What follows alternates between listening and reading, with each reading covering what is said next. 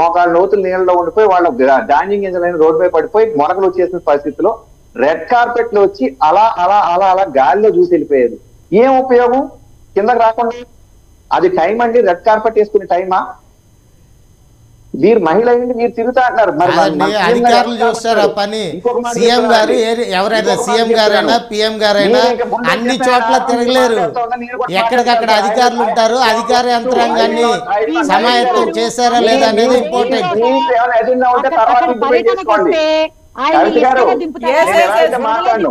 నేను ఇలా అయితే మాట్లాడను, మాట్లాడాలండి. సమాధానం చెప్తేనే కదా తెలిసేది ప్రజలకి. మేము చెప్తున్నా, కరెక్షన్ చెప్తున్నామండి మీకు. 10-15 క్వశ్చన్లు అడిగేస్తా ఉంది, ఏ క్వశ్చన్ కి ఆన్సర్ తీసుకోలేకపోతే సీఎం గారు 175 నియోజకవర్గాలు తిరగలేరు కదా.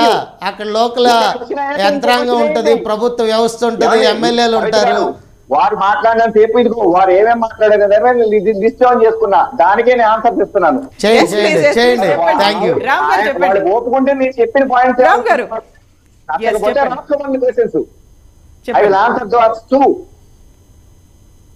పరదాలు కట్టుకుని చెట్లు సగం నరికేస్తేనే కానీ సీఎం రోడ్డు మీద ఏం మాట్లాడుతున్నారు? మరి మీరు విభజన హామీల కోసం ఆగారు. విభజన హామీల కోసం కరెక్ట్ గా ఇదే రోజు ఈవేళ నేను ఒక ఐటెం రాయబోతున్నానండి. వేళకి 8వ రోజు. లాస్ట్ వీక్ మా మంత్రి గారు, కేంద్ర రైల్వే మంత్రి గారు విశాఖపట్నం వచ్చి రైల్వే జోన్ మేము ఇవ్వడానికి సిద్ధంగా ఉన్నాం, మాకు ల్యాండ్ ఇచ్చారు, ల్యాండ్ లో యాంబిక్విటీ ఉంది, మీకు ఆ ల్యాండ్ లో క్లారిటీ లేదు. స్వయంగా మీ మంత్రి గారు బొత్స సత్యనారాయణ గారు బంధువులు ఎవరో అందులో నా ల్యాండ్ ఉందని క్లెయిమ్ చేశారట. రైల్వే జోన్ బిల్డింగ్లు కట్టుకోవడానికి ఏదైతే ఉన్నదో దానికి మీరు ఎప్పుడు క్లియర్ చేస్తే నేను వచ్చి కొబ్బరిగా కొడతానన్నారు. వారం రోజుల్లో క్లియర్ చేస్తానని ఆయన ఛాలెంజ్ చేశారు. అన్ని చెప్పుకుంటూ పోతే ప్రతిదానికి ఇలాగే ఉన్నాయి. ఒక ఇష్యూ రేసే ఒక ఎగ్జాంపుల్ చెప్తున్నాను ఏ విధంగా ఈ రాష్ట్ర ప్రభుత్వం ఈ రాష్ట్రానికి శ్రద్ధ ఉన్నదని దాని మీద. మీరు ఇంకొకటి అడిగినా నేను చెప్తాను. ఇప్పుడు నరేష్ గారు మీ క్వశ్చన్ ఏంటో చెప్పండి. నేను అదే చెప్తున్నా అండి. బైఫర్కేషన్ యాక్ట్లో విశాఖకి ప్రత్యేక, ఆంధ్రాకి ప్రత్యేక రైల్వే జోన్ విశాఖకి ఇస్తా అన్నది ఎప్పుడో 10 సంవత్సరాల క్రితం మాట. ఇప్పుడు ఎలక్షన్స్ ముందు గుర్తొచ్చిందా? మళ్ళీ స్థల సేకరణ అనేది ఇంకొక సాగు దొరికిందా మీకు అని అడుగుతున్నా. ఏమండి, ఫండ్స్ ఎలక్ట్ చేసి మీరు బిల్డింగ్లు మొదలు పెట్టుకోవడానికి ఇక్కడికి ఇచ్చున్నారు. అవసరం లేని చోట ఇంకా ఫండ్స్ అలొకేట్ చేస్తున్నారండి. అవసరం లేని చోట బీజేపీ అధికారంలో ఉన్న చోట అవసరం లేకపోయినా ఫండ్స్ అలొకేట్ చేస్తున్నారు. అవసరం ఉన్న దగ్గర మీరు ఇచ్చిన హామీని, పార్లమెంట్ సాక్షిగా ఇచ్చిన హామీలని నిలబెట్టుకోవడానికి 10 సంవత్సరాలు అంటే ఫండ్స్ అలిగేషన్ అంటారు. ఇంకా మేము ఇస్తామని చెప్తున్నారు, ఇంకా ఫండ్స్ అలిగేషన్ అని చెప్తున్నారు. ఏమంటే మీరు బయటకు వెళ్ళి ఏ ఉద్యోగం చేస్తున్నారు, మీ డబ్బులు మీ అకౌంట్ లో పడతాయి. మీ ఇంట్లో ఇల్లు చూసుకోవాల్సింది మీ భార్య అయి ఉంటే ఆవిడకి డబ్బు ఇచ్చి ఎలా ఖర్చు పెట్టుకోమంటే ఆవిడ గృహిణిగా ఆవిడ ఖర్చు పెట్టుకోవాలి, కానీ అన్ని మీరే చేస్తారా ఏంటి? అదేనండి, మీరు ఇస్తేనే కదా, ఇస్తే వాళ్ళు చేస్తారు. ప్రభుత్వం ఏమన్నా నిద్రపోతా ఉందా? ఎన్నిసార్లు సీఎం జగన్మోహన్ రెడ్డి గారు ఎన్నిసార్లు మీకు రిప్రజెంటేషన్ ఇచ్చారు? బైఫర్కే తెలంగాణకి ఏపీకి సంబంధించిన ఆస్తుల పంపకం కూడా ఇంతవరకు జరగలేదు. 10 సంవత్సరాలు అవుతున్నా. కేంద్ర ప్రభుత్వం ఏమైనా జోక్యం చేసుకుందా? నిన్న కృష్ణా వాటర్ పంపకాల్లో కూడా మీరు జోక్యం చేసుకోలేదు. ఈ రాష్ట్ర సీఎం గా చెప్పండి. ఊరికే ఇక్కడ కూర్చొని చెప్తున్నారు. ఈ అనలిస్ట్ అండి వైసీపీ ప్రతినిధి. పుణ్యశీల గారు ఉన్నారు. నేను వైఎస్ఆర్ కాంగ్రెస్ పార్టీని కూడా విమర్శించానండి. ప్రజల కోసం పనిచేస్తాం, ప్రజల అవసరాలు ఏంటి, గ్రౌండ్ లెవెల్లో ఏముంది అనేది చెప్తాం. మీకు మీరు పాటించాల్సింది, ఇంప్లిమెంట్ చేయాల్సింది మీరే. ప్రజలే మిమ్మల్ని, మాకేం ఇబ్బంది ఏం లేదు. మేము రాజకీయాల్లో నిలబడే వాళ్ళం కాదు, ఎలక్షన్స్ లో కంటెస్ట్ చేసేవాళ్ళం కాదు.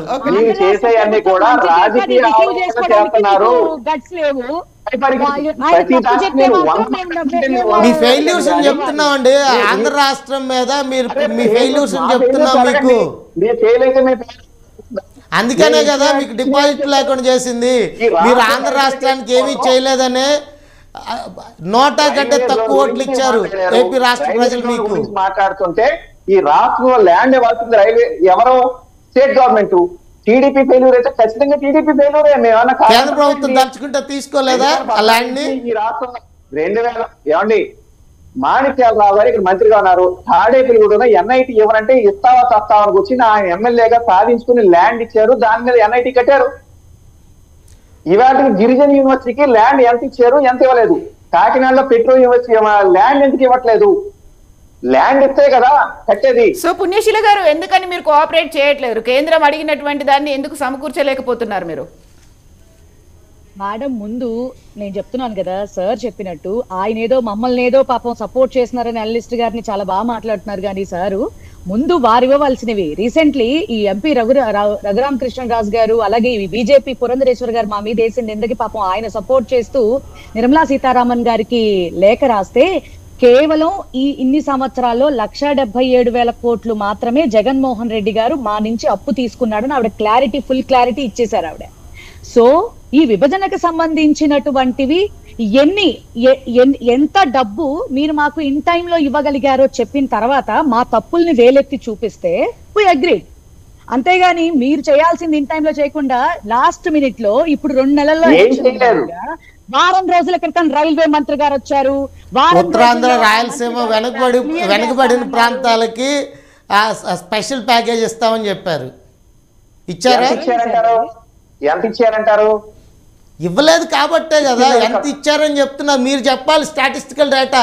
రాష్ట్ర ప్రభుత్వం ఇవ్వలేదు, మేము చేయలేకపోతున్నాం అని చెప్తుంది. ఆ డేటా అదేనండి నేను చెప్తుంది. మీరు చెప్పాలి మేము ఇంత ఇచ్చాము ఈ విధంగా దుర్వినియోగం చేశారనేది మీరు చెప్పాలి ప్రజలకి. ఇప్పుడు చెప్తే లెక్క ఇవ్వలేదు. సరే, మీరు ఎంత ఇచ్చారో చెప్పండి, వాళ్ళు ఎంత విషయం.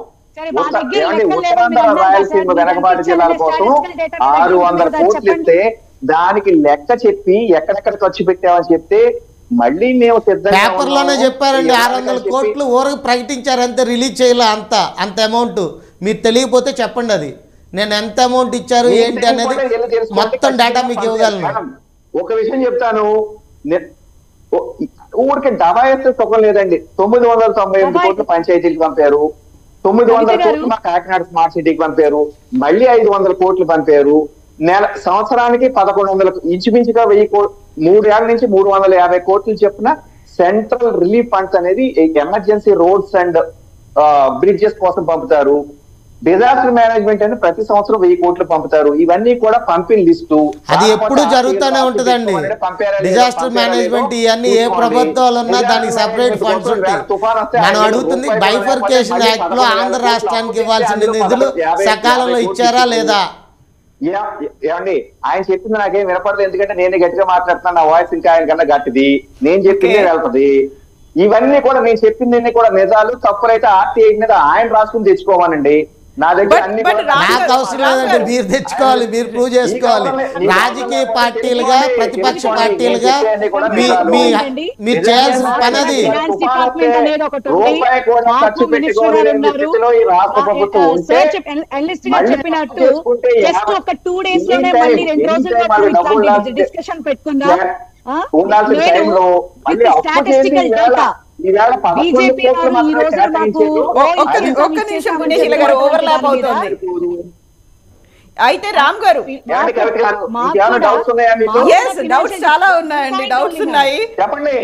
అయితే ఇక్కడ మేము ఇన్ని నిధులు సమకూర్చాము, లేకుంటే కేంద్ర ప్రభుత్వం తరఫున రాష్ట్ర ప్రభుత్వానికి ప్రతి సంవత్సరం ఇన్ని వేల కోట్ల నిధులు వస్తున్నాయని చెప్తున్నప్పుడు వైఎస్ఆర్సీపీతో పాటుగా అనలిస్ట్ గారు అయితే చాలా క్లియర్ గా చెప్తున్నారు రీచ్ అవ్వలేదని. బట్ అక్కడ ఉన్నటువంటి పబ్లిక్ మైండ్ లో ఏముందండి? ఎందుకని బీజేపీని యాక్సెప్ట్ చేయలేకపోయింది? ఎందుకంటే గతంలో 10 ఏళ్లుగా మోడీ గవర్నమెంటే అక్కడ ఉంది కేంద్రంలో, మరి రాష్ట్రానికి సంబంధించి ఎందుకని బీజేపీని యాక్సెప్ట్ చేయలేకపోయింది? ఇంతకాలంగా మీరు నిధులు విడుదల చేస్తున్నాము, కేంద్ర ప్రభుత్వం రాష్ట్ర ప్రభుత్వానికి సహకరిస్తోంది అని చెప్పినప్పుడు.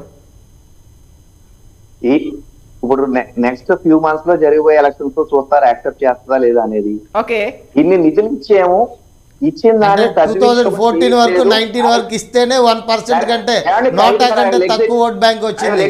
అంటే ప్రజలు మీరు ఇచ్చిన ఇంట్రెస్ట్ కాదండి నేను చెప్తుంది. 14 వరకు 19 నుంచి మీ గవర్నమెంట్ ఉంది కదా.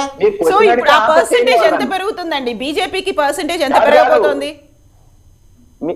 మీరు క్వశ్చన్ అడగండి, నేను అలా మ్యూట్ చేసి కూర్చోమంటే కూర్చుంటాను. ఆన్సర్ కూడా కావాలి. ఎంత పర్సెంటేజ్ పెంచుకుంది బీజేపీ? కావాలని చేస్తుంటే కావాలని కాదండి, రియాలిటీ ఇది. మీరు ఇంకా గుర్తించలేకపోతున్నారు. గుర్తిస్తే ఈ పాటికి మీరు వచ్చేవాళ్ళు కదా. తెలంగాణలో అధికారంలోకి వస్తామని ఎంతో కొంత కాంపిటేటివ్ ఫైట్ ఇవ్వగలిగారు. ఏపీలో ఎందుకు ఇవ్వలేకపోతున్నారు? మీరు ఇచ్చిన హామీలు నిలబెట్టుకుంటే ప్రజలు యాక్సెప్ట్ చేసేవాడు కదా. అంటే ప్రజలు మీరు ఇచ్చినా కానీ మిమ్మల్ని యాక్సెప్ట్ చేయరా?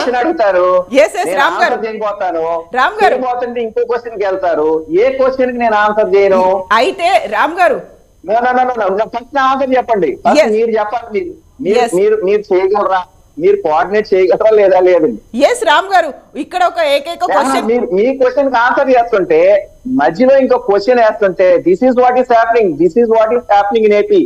బేసిక్ ఏంటంటే బీజేపీ వాయిస్ ప్రజల్లోకి వెళ్ళనివ్వకుండా ప్రతి చోట కూడా అడ్డుపడుతున్నారు. అయితే వెళ్ళనివ్వకుండా చేస్తోంది ఎందుకు? అక్కడ ఉన్నటువంటి మీకు క్యాడర్ అనేది ఉంటుంది, పర్ఫెక్ట్ బేస్ అనేది, ఒక గ్రౌండ్ అనేది ఉన్న తర్వాత ఒక ప్లాట్ఫామ్ మీరే క్రియేట్ చేసుకుని మీరే చొచ్చుకొని వెళ్ళొచ్చు కదా. కార్యకర్తలు, అక్కడ ఉన్నటువంటి స్థానిక లీడర్లు ఎందుకు దాన్ని వాయిస్ ని తీసుకెళ్ళలేకపోతున్నారు? చెప్పండి.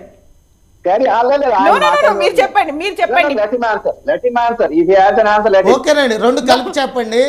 మీ భాగస్వామి పార్టీ అయిన జనసేన పార్టీ అధ్యక్షుడు పవన్ కళ్యాణ్ గారు కూడా జగన్మోహన్ రెడ్డి గారి మీద మోడీ గారికి, అమిత్ షా గారికి కంప్లైంట్ చేస్తాను, మీ పని చెప్తానని చెప్పారు. మీరు ఎందుకు చెప్పలేకపోతున్నారు?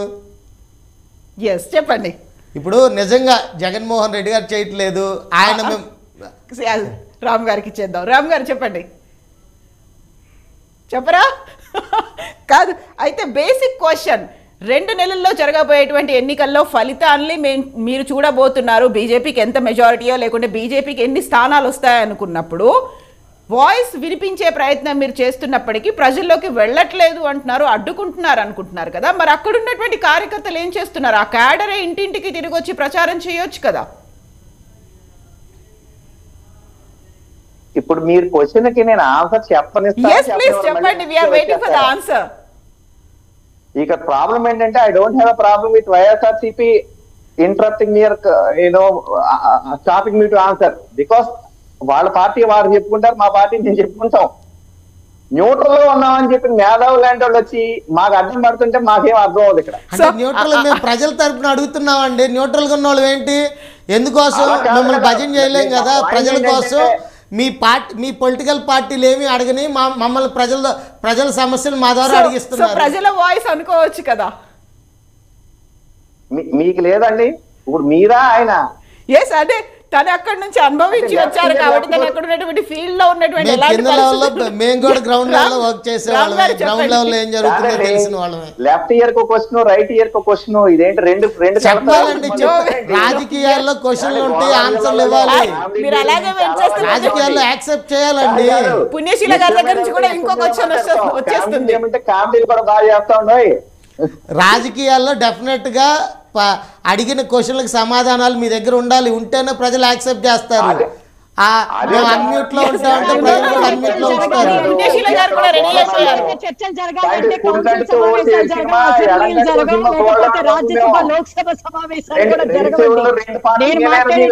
మాట్లాడద్దు, అబ్జెక్షన్ పెట్టద్దు అంటే అది వారికి ధైర్యంగా చెప్పుకోవాలి. మేము ఇచ్చాం.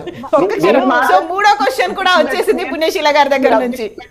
పాయింట్ కాదు, again I'm making it clear.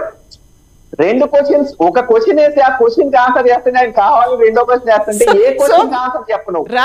Me question తో మేము సాటిస్ఫై అవ్వలేదని, మీ ఆన్సర్ తో మేము సాటిస్ఫై అవ్వలేదు కాబట్టి నెక్స్ట్ క్వశ్చన్ కంటిన్యూ చేస్తున్నాం.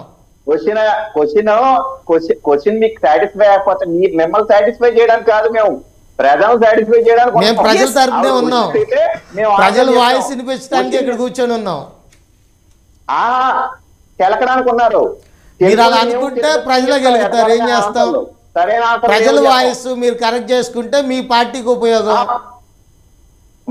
మాకేం ఉపయోగం మాకు తెలుసు, కానీ ఇలా కెలుకులన్నీ కూడా మేము అడుగుతుంది ఏంటంటే రాష్ట్ర ప్రభుత్వం స్థలం ఇవ్వలేదని చెప్పారండి. ప్రధాని మోడీ గారు స్థలం ఇవ్వలేదని అక్కడి నుంచి ముందుకెళ్దాము. రామ్ గారు మీరు చెప్పండి, మీ ఆన్సర్ చెప్పండి. సో ప్రజల నుంచి యాక్సెప్టెన్స్ ఎలా ఉంది? ముందే చెప్పానండి, నేను 10:30కి నాకు మీటింగ్ ఉందని నేను ముందే చెప్పాను. నేను ఇంకో 5 minutes లో ఎగ్జిట్ అవుతానండి, ముందే చెప్పాను. కవిత గారు, రెడ్డి గారికి నేను ముందే చెప్పున్నానండి, కోఆర్డినేటర్ గారు. ప్లీజ్ చెప్పండి. సో ప్రజల నుంచి యాక్సెప్టెన్స్ ఎలా ఉంది? ఎందుకని మీ కార్యకర్తలే ఆ క్యాడర్ ని బలంగా చేసుకోలేకపోతున్నారు, గ్రౌండ్ ని పెంచుకోలేకపోతుంది?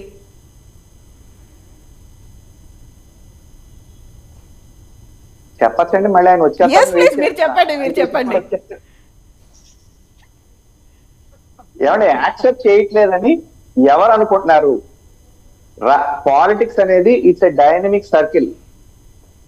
బండి చక్రంలో స్పోక్ లాగా ఒక రాత్రిలో ఇలా తిరిగిపోతుందండి. ఇప్పుడు మేము ఎలక్షన్స్ మూడ్ లో, ఇందాక ఫస్ట్ క్వశ్చన్ ఎలక్షన్స్ మూడ్ లో ఉందా లేదా అనేది, ఆ ఎలక్షన్ మూడ్ ని క్యాప్చర్ చేసుకోవడం కోసమే ప్రభుత్వం యొక్క వైఫల్యాలు ఏమైతే ఉన్నాయో అది మేము చెప్పుకుంటూ వెళ్తూ ఈ ప్రజల కోసం మేమేం చేయగలుగుతాం అనేది చెప్పుకుంటూ వెళ్ళడానికి ఈవేళ ఈ కార్యక్రమాలన్నీ చేస్తున్నాం. దానికోసమే మేము వెళ్తున్నామని చెప్పాం. మీరు ఎంత ఉన్నారా అంత ఉన్నారంటే 2000 మెజారిటీతో గెలిచిన ఎమ్మెల్యేకి 2000 ఓట్లు కూడా రాని పరిస్థితి ఈ రాష్ట్రంలో ఉంటది. ఈ రాష్ట్రం అని కాదు, దేశంలో ఉంటది. So it is politics are very volatile and very dynamic. Every day చేస్తూనే ఉంటాం. మాకు భారతీయ జనతా పార్టీ సంస్థాగతంగా బూత్ లెవెల్ వరకు చాలా స్ట్రాంగ్ గా ఉన్నాము. ప్రజలు మాకు ఓట్లు వేస్తారా లేదనేది ప్రజలు మూడ్ వచ్చినప్పుడు మా వెంట కూడా చూస్తారు, ఓటేస్తారు. 2024 లో ఈ రాష్ట్రంలో ప్రభుత్వంలో వస్తామని మేము ఆశాభావంతో ఉన్నాం. ఆశ లేకపోతే ప్రజలు ఏ రోజు కూడా రాజకీయ పార్టీ ఊరికే రాజకీయాలు చేయడానికి ఉంటది. దాంతో పాటు ఈ కుర్చీలోకి రావాలని గట్టిగానే ప్రయత్నం చేస్తాం. రావడానికి 100% మా కృషి మేము చేస్తున్నాం. కుర్చీలోకి రావడానికి మీ ప్రయత్నాలు మీరు చేస్తున్నప్పుడు బీజేపీతో ఎవరున్నారు, బీజేపీ ఎవరితో ఉంది అనేటువంటి క్వశ్చన్ వస్తుంది. ఇంకా ఎన్డీఏలో జనసేన భాగస్వామిగా ఉందా, టీడీపీ జనసేన కలిసి పొత్తుల్లో వెళ్తున్నాయి అనేది ఉంది. మరి బీజేపీతో ఎవరున్నారు? భారతీయ జనతా పార్టీ ఈ దేశంలో అత్యధిక మెంబర్షిప్ ఉన్న పార్టీ. ఏమండి, రాష్ట్రానికి అదంతా కూడా వేరీ అవుతా ఉంటాయి. మా పార్టీకి వచ్చేసరికి మీరు అన్నట్టు సరే, ఎన్డీఏలో జనసేన ఉంది, టీడీపీ జనసేన కూడా తీసుకొచ్చి ఇక్కడ కూర్చోబెట్టే వాళ్ళ వైపు నుంచి ఆన్సర్స్ వాళ్ళు చెప్తారు. మా వైపు నుంచి ఆన్సర్ ఏంటంటే జనసేన మాతో ఉంది, అది ఎన్డీఏలో ఉన్నారు. పవన్ కళ్యాణ్ గారు కూడా ఎప్పుడు ఏమైనా సరే జనసేన మా పైన లీడర్స్ తో టచ్ లో ఉన్నాను, వారు కూడా చెప్తున్నారు. టీడీపీ గురించి నాకు మాట్లాడాల్సిన అవసరం లేదు, అది మాకు సంబంధం లేదు. మా వరకు ఏంటంటే పొత్తులు అనేది పోటీ చేసేటప్పుడు అవసరమైన భాగస్వామ్యం. పని వరకు చేసుకుంటే పొత్తు పార్టీ పని చేసుకుంటుందని మేము ఖాళీ కూర్చుంటే మా పార్టీ ఖాళీ అయిపోతుంది. అది కాదు, ఈవేళ పుట్టిన పార్టీ కాదు, ఈవేళతో ఇది ఆగిపోయేది కాదు. ఇది ఒక కంటిన్యూస్ ప్రాసెస్. నేను 10 ఏళ్ళు అమెరికాలో చేసి వెనక్కి వచ్చి 14 ఏళ్ళు అయింది. 14 ఏళ్ళు ఫుల్ టైం పోయేస్తూ 2 times ఎమ్మెల్యేగా పోటీ చేసిన అభ్యర్థిని. సో ఈవేళ నేను మీకు చెప్తున్నా, ఇలా వదిలితే నెక్స్ట్ కార్యక్రమానికి వెళ్ళే పనిలో ఉన్నాం. Full time politics, full time ప్రజలతో మమేకవుతూ వాళ్ళ కోసం మంది ఎంతమంది ఉన్నా సరే అక్కడ బయట ప్రజల కోసం సిద్ధంగా ఉంటాం. మండే వస్తే కలెక్టర్ ఆఫీస్ దగ్గర తీసుకోవడానికి ఉంటాం. ఎనీ టైం హాస్పిటల్కి అవసరం అయితే మా కార్యకర్తలు మేము రెడీగా ఉంటాం. మేమందరూ కూడా వాళ్ళకి సేవ చేయడానికి. ఓట్ల కోసం ఎప్పుడు ఎదురు చూడ, ఖచ్చితంగా కుర్చీలో కూర్చోవాలి, ఈ రాష్ట్రంలో సీఎం చేయాలని ఆశాభావంతో ఉంటాం. దానికోసం కృషి చేస్తాం. కానీ రాలేదని ఏ రోజు నిరాశ నిస్పృహతో మాత్రం ఆగిపోం మేడం. సో ఖచ్చితంగా కుర్చీలో కూర్చుంటామంటే దానికి ఒక స్ట్రాటజీ అనేది ఉంటుంది. ఒంటరిగా బరిలోకి దిగుతున్నారా, ఎవరితో పొత్తు పెట్టుకుంటున్నారు, ఎవరితో కలిసి మీరు ఎన్నికల్లో పోరాడుతున్నారు అనేది? అదే మీ ఇందాక చెప్పారండి, పొత్తు అనేది ఎలక్షన్స్ వచ్చిన టైంలోనే పొత్తుల మీద సీట్లు షేరింగ్ అనేది మాట్లాడతారు. ఇవాళ వరకు మా అలయన్స్ పార్ట్నర్స్ ఎక్కడున్నా ఈ రాష్ట్రంలో కాదు ఏ రాష్ట్రంలో ఎవరి పని వాళ్ళు చేసుకుంటూ వెళ్తాం. అవసరం సపోజ్ పంచాయతీ నిధుల కోసం భాగస్వామి పార్టీలు ఎక్కడ కలిసి పనిచేయరు. పార్టీ నుంచి నిధులన్నీ పంపిన తర్వాత ఇప్పుడు కలిసి పనిచేస్తేనే కదండి ప్రజల యాక్సెప్టెన్సీ వచ్చేది. 990 పంపితే 350 కోట్లు ఖర్చు చేసేసారు. మళ్ళీ మిగిలి అడుగు పొడుగు ఏమైనా నిధులు ఉంటే ఇంకో 250 కోట్లు ఉంటే మళ్ళీ డిస్కమల్ లాసుల కోసం తీసేసుకోవాలని ప్రయత్నం చేస్తున్నారని దానికోసం నిన్న మొన్న చేస్తున్నాం. ఇలాంటి పంచాయతీ నిధుల మీద ఒక కార్యక్రమం చేస్తే పురంధేశ్వరి గారు కాల్ ఇస్తే స్టేట్ వైడ్ జనసేన కేటర్ కూడా మీరు కూడా రావాలని చెప్తే మాతో వచ్చి పాల్గొన్నారు కింద ప్రతి కలెక్టరేట్ ఆఫీస్ ఎదురుగాను. సో కానీ మా ఎవ్రీడే పనులు అంటారా, మా పనులు మేము చేసుకుంటాం, మా భాగస్వామ్య పక్షాలు వాళ్ళ పనులు వాళ్ళు చేసుకుంటా ఉంటారు. పొత్తులు అనేది ఎలక్షన్ వచ్చినప్పుడు ఆ టైంకి ఆలోచిస్తారండి. సో పుణ్యశీల గారు ఒక ఆల్రెడీ డౌట్ పొత్తులో ఉన్నట్టుంది. ఉన్నారండి మీరు. జనసేన పార్టీ బీజేపీ పార్టీ పొత్తులో ఉంది ఆల్రెడీ. ఎలక్షన్స్ అప్పుడు కాదు, ఆల్రెడీ ఉన్నారని మీరు చెప్తున్నారు, మీ పవన్ కళ్యాణ్ గారు చెప్తున్నారు, అందరూ చెప్తున్నారు. నేనేమన్నా అయితే లేదని కొత్తగా ఆంధ్ర అదే కదా చెప్పింది. మేము కలిసి ఉన్నాం, ఎక్కడైనా ధర్నాలు చేస్తే వాళ్ళు రమ్మంటే వాళ్ళతో పాటు జెండా పెట్టుకుని మాతో పాటు బట్ వస్తారని టీడీపీ చెప్తున్నారు పిలిస్తే కదా. కూడా జనసేన వెళ్తోంది కదా.